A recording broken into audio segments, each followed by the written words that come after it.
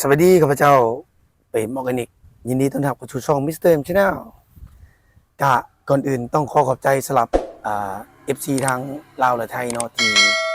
ติดตามช่องมิสเตอร์เอ็มชาแนลซึ่งว่าช่วงนี้มีคนติดตามและก็มีคนมาเบิ่งหลายเนาะก่อนอื่นต้องขอบใจเนาะสำหรับมื้อนี้คือเว้าเนาะเราจะมาอ่าเว้าเรื่องคลิปเนาะที่เป็นกระแสแหน่แล้วก็คลิปที่เราจะมาเว้ากันมื้อนี้ก็คือ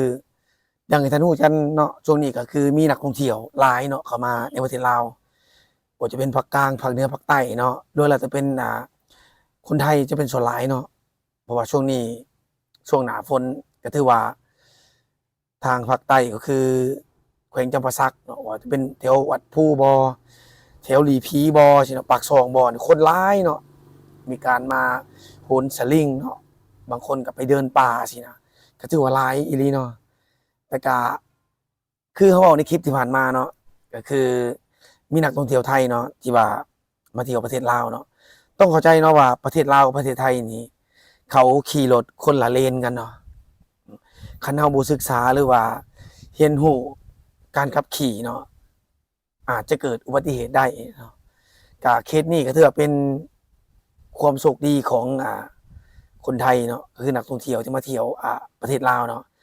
ใครแต่ว่าเพิ่นขี่ช้าแน่เนาะแล้วก็รถที่ส่วนมากเป็นรถใหญ่เนาะคันถึงในกรณีที่ว่าเขาขี่มาไวเนาะแน่นอนอาจจะเฮ็ดให้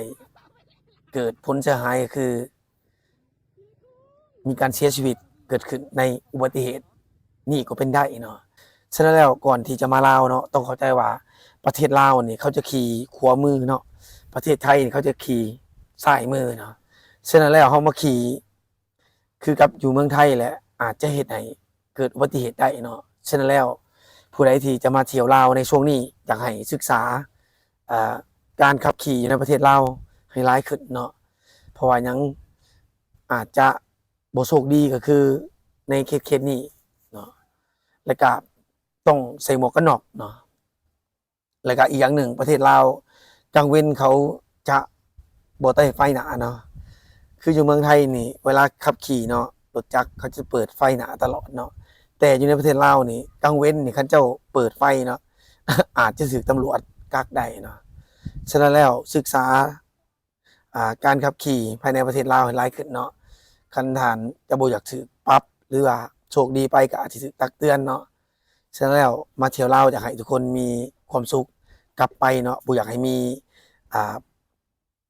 บทเรียนที่หรือว่าเหตุการณ์ที่มันอ่าสร้างให้เฮารู้สึกบ่สบายใจเนาะฉะนั้นแล้วมาเที่ยวลาวก็อยากให้ทุกคนมีความสุขกลับไปประเทศและก็ไปบอกต่อคนที่อยากจะมาเที่ยวประเทศลาวเนาะเพราะช่วงนี้มันมีกระแสหลายๆอย่างที่เกิดขึ้นในประเทศลาวเนาะฉะนั้นแล้วคนไทยที่มาเที่ยวลาวก็อยากให้ทุกคนได้มีประสบการณ์ดีๆมีความสุขเนาะมีมิตรภาพดีๆซึ่งกันและกันเนาะเวลากลับไปประเทศไทยแล้วก็อยากให้ทุกคนได้บอกเล่าต่อๆกันว่าโอ้มาเที่ยวประเทศลาวก็มันมีสิ่งดีๆอยู่ได้เนาะสิ่งที่บ่ดีก็เฮาก็สามารถบอกต่อกันได้เนาะ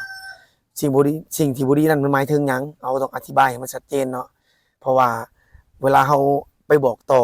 อาจจะเฮ็ดให้เขาเข้าใจขึ้นและเขาจะมีสติเวลามาเที่ยวลาวแล้วเขาจะมีการเซฟตีตัวเองหลายขึ้นยกตัวอย่างคือ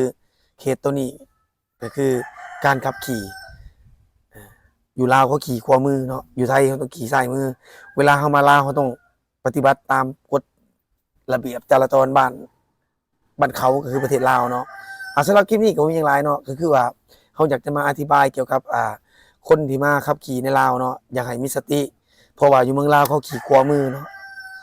อยู่เมืองไทยเขาขี่ซ้ายมือเขาสิมาขี่คือเมืองไทยนี่อาจจะเกิดอุบัติเหตุได้ โอเคเนาะสำหรับคลิปนี้ก็อาจจะมีสาระบ่หลายแต่ก็อยากให้ทุกคนเข้าใจว่าช่วงนี้คนลาว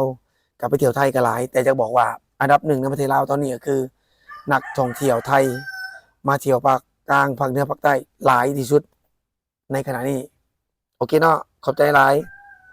ขอบใจเด้อสำหรับคนที่เบิ่งคลิปนี้ขอบใจหลาย